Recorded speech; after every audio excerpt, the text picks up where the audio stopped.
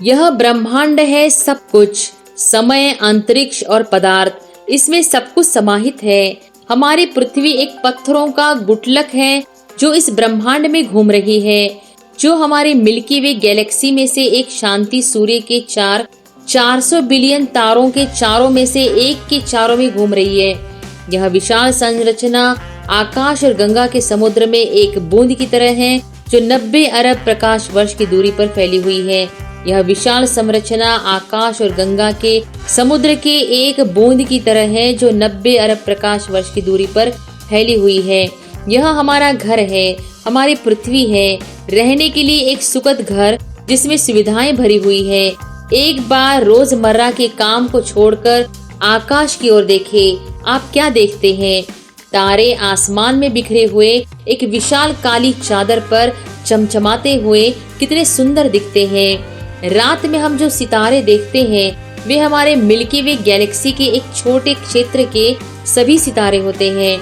हम यहाँ अपनी गैलेक्सी में रहते हैं और रात में हम सिर्फ इस छोटे स्थान के सितारे ही देखते हैं।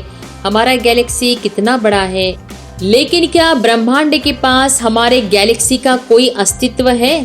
नमस्कार दोस्तों, स्वागत है आपका। हम यहाँ ब्रह्मांड के अंत तक यात्रा करेंगे, तो अपनी सीट बेल्ट बांध लो क्योंकि हमारा सफर बहुत रोमांचकारी और खतरनाक होने वाला है। इसलिए चलिए मात्र भूमि की सतह से उड़ते हैं और यूनिवर्स के अंत की ओर चलते हैं। जैसे हम पृथ्वी की सतह से ऊपर उठ रहे हैं, पृथ्वी की सतह एक नीले गोलक की तरह दिखने वाली है। यह अंतरराष्ट्रीय अंतरिक्ष स्टेशन है, मानव द्वारा अंतरिक्ष में बनाया गया सबसे बड़ा वस्तु।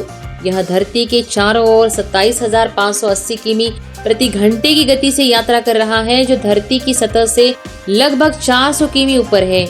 और यह पृथ्वी के चारों ओर लगभग 16 बार घूमता है 24 घंटों में।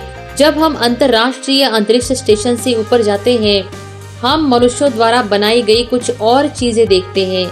सैटेलाइट, हजारों सैटेलाइट जिन्हें मानवों ने अंतरिक्ष में भेजा है, पृथ्वी की कक्षा में घूम रहे हैं। उपग्रहों के अंतरिक्ष में एक नेट है। चलो चढ़े, इतनी ऊंचाई से पृथ्वी की दृष्टि देखिए। हमारी नीली धरती कितनी सुंदर दिखती है। अच्छा, हम चांद पर पहुंच गए हैं। हमारे सामने 12 अंतरिक्ष यात्री यहाँ आए हुए हैं, जिसमें नील आर्मस्ट्रॉन्ग सबसे पहले इसकी सतह पर उतरे थे और उसके पैरों के पदचिन्ह अभी भी चंद्रमा की सतह पर देखे जा सकते हैं। चांद पर माहौल नहीं है, इसलिए ये फुटप्रिंट ऐसे ही सदियों तक बरकरार रहेंगे। हम अपने घर में लगभग 4 लाख किलोमीटर दूर हैं और हमारी धरती चांद से ऐसी दिखती है, यह लगता है कि एक नीली मार्बल स्थान में रखी गई है। चांद की सतह एक युद्ध स्थल की तरह दिखती है, जिसने पिछले बिलियन वर्षों में ग्रहमंडल और उल्काओं के हत्यारे सामरिक संघर्षों का सामना किया है। चांद के पास एक ऐसा धुरी है जो अंतरिक्ष में कोमेट या एस्टेरॉयड को जलाता नहीं है। भाग्यशाली तरीके से हमारी पृथ्वी के पास एक वायु धुरी होती है जो हमें खगोल से आगे वाली खतरों से बचाती है। चलो अंतरिक्ष में एक लंबी छलांग लेते हैं। यह हमारे सौर मंडल में सबसे चमकदार ग्रह है वीनस। इसे पृथ्वी की छोटी बहन के रूप में कहा जाता है, क्योंकि यह पृथ्वी की तरह ही एक ग्लेशियल ग्रह है जिसका गुरुत्वाकर्षण पृथ्वी की बजाय लगभग एक ही है। लेकिन यह ग्रह जहन्नुम जैसा है क्योंकि यह बहुत बुरा बरसाता है। पानी नहीं बल्कि तेजाब। उसके वातावरण में दिखाई देने वाले बादल सल्फ्यूरिक एसिड के हैं। हमारे सोलर सिस्टम में वीनस ही वह एकमात्र ग्रह है जिस पर सबसे ज्यादा ग्रीन हाउस प्रभाव होता है। सूरज की गर्मी उस पर आती है लेकिन वापस नहीं जा सकती, जिसके कारण उसके वातावरण में गर्मी बंद होती है। यही कारण है कि वीनस हमारे सौर मंडल में सबसे गर्म है, जिसका तापमान 465 डिग्री सेल्सियस है। उसकी सतह पर बहुत सारे ज्वालामुखी हैं जो इस ग्रह को और भी खतरनाक बनाते हैं। कुछ भी इस गुस्सा भरे ग्रह पर जीवित नहीं रह सकता। चलो हमारी यात्रा के साथ आगे बढ़ते हैं। यह मरक्यूरी सूर्य के सबसे नजदीकी ग्रह। इस ग्रह की पृथ्वी हमारी चांद की तरह दिखती है, जिस पर बड़े खड़दर हैं। इस ग्रह के दिन और रात के टेम्परेचर में बहुत अंतर होता है। रात में इसका तापमान -170 डिग्री सेल्सियस तक पहुंचता है, इसलिए यह दिन में 400 डिग्री सेल्सियस से भी पार करता है। चलिए आगे बढ़े। यह हमारा भगवान है, वही व्यक्ति है जो अपनी ऊर्जा के साथ पृथ्वी पर जीवन चला रहा है। अगर वह नहीं होता तो हम मौजूद नहीं होते। यह सितारा जो पृथ्वी से लगभग 150 मिलियन किलोमीटर दूर है, इतना बड़ा है कि इसमें लाखों ग्रहों को समायोजित किया जा सकता है। यह सूर्य इतना भारी है कि इसकी आकर्षण शक्ति पूरे सौर मंडल को नियंत्रित कर रही है। उससे निकल रहे लहरें इतनी बड़ी हैं कि वे सूरज की सतह से हजारों किलोमीटर ऊपर जाती हैं। चलिए अपनी यात्रा के साथ आगे बढ़े। यह मंगल ग्रह है जो पृथ्वी के सबसे नजदीकी ग्रह है। इसकी धरती लाल है, इसलिए इसे लाल ग्रह भी कहा जाता है।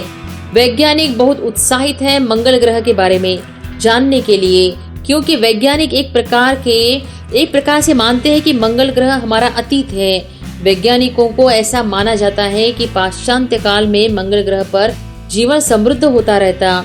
मंगल ग्रह पर समुद्र और नदियां थी, इसकी अपनी ही वायुमंडल थी, लेकिन आज यह ग्रह वीरान और बंजर है। आज वैज्ञानिक जीवों की खोज करने में व्यस्त है और भविष्य में इस ग्रह पर बासें स्थापित करने का सोच रहे हैं।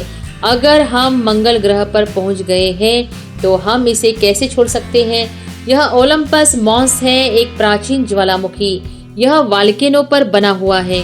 इस मार्स की धरती पर बना पहाड़ पृथ्वी के सबसे ऊंचे शिखर माउंट एवरेस्ट से लगभग 3 गुना ऊंचा है और यह हमारे सौरमंडल का सबसे ऊंचा शिखर है। यदि हम मंगल ग्रह से हमारी पृथ्वी की ओर देखें तो यह कुछ ऐसा दिखता है।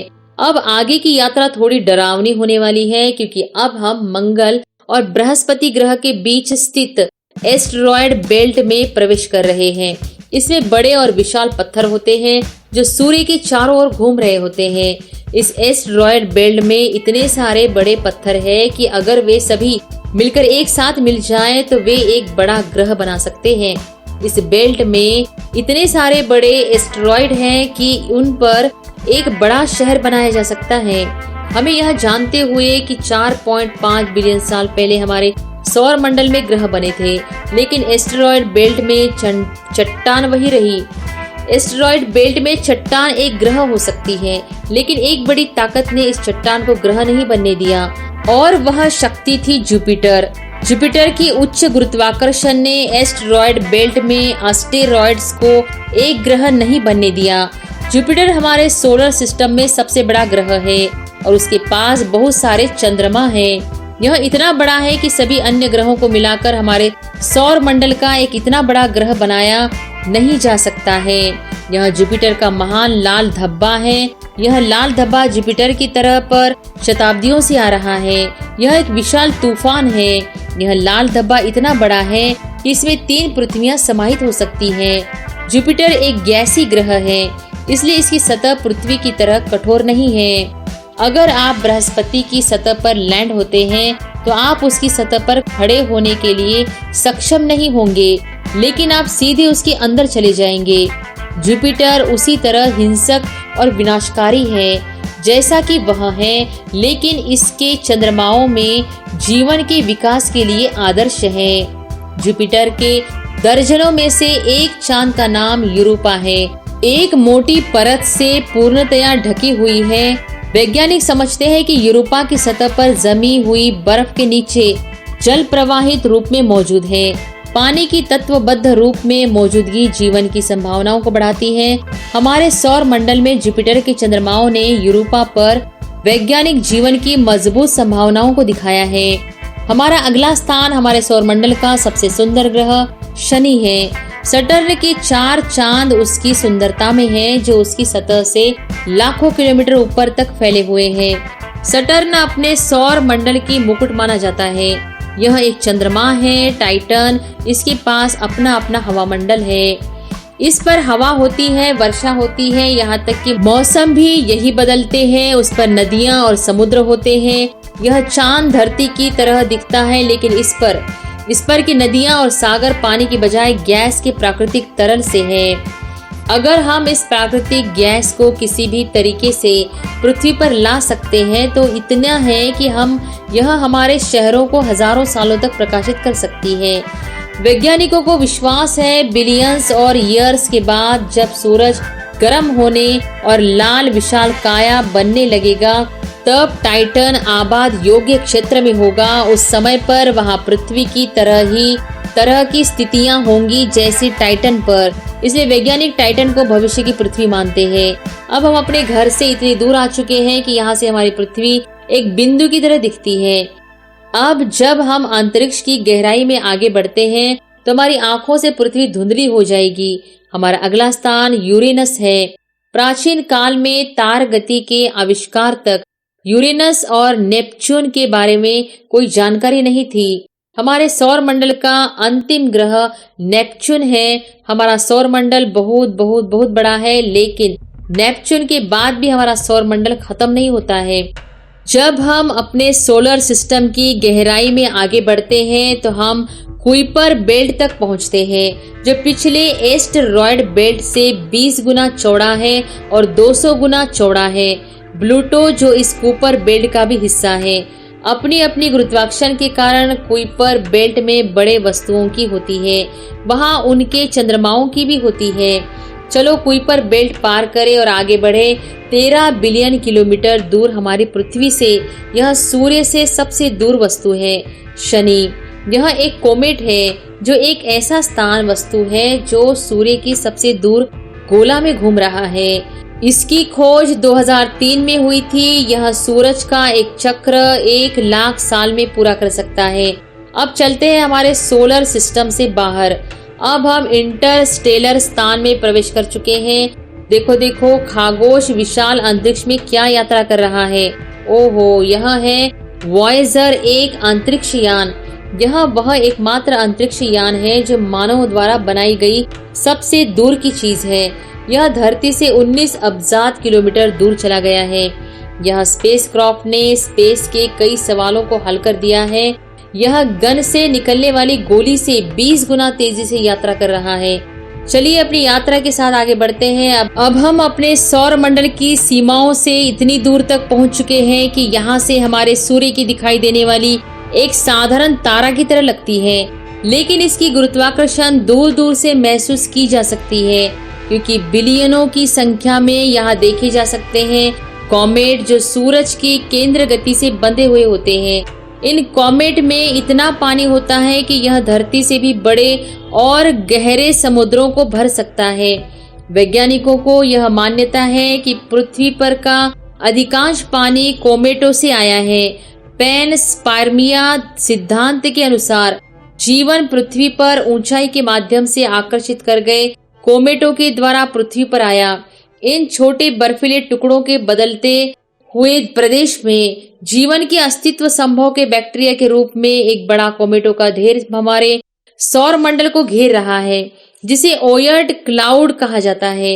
यह माना जाता है कि इस ऊर्जा प्रणाली के अंतिम सीमाओं पर हमारे सौर मंडल की गुरुत्वाकर्षण वेओर्ड क्लाउड स्थित है। इसके बाद सूर्य का गुरुत्वाकर्षण कमजोर होने लगता है। इसके कारण सूरज की आकर्षण की बहुत कम होती है। अब जो यात्रा आगे होगी यहाँ से वह एक अज्ञात और रहस्यमय अंतरिक्ष में होगी जहाँ यह बहुत अंधेरा होता है। यहाँ इतना अंधेरा है कि हम अपनी आंखों से कुछ भी नहीं देख पाएंगे। हमें यहाँ देखने के लिए इंफ्रारेड दृष्टि की आवश्यकता होगी। हमने अपनी पृथ्वी से बहुत दूर दूर दूर तक आ गए हैं, लेकिन यह ब्रह्मांड के पास एक बहुत ही छोटा कदम है। हम यहाँ से बिलियनों के तारे देख सकते हैं, लेकिन अब हम नजदीकी हल्के की ओर चल रहे हैं।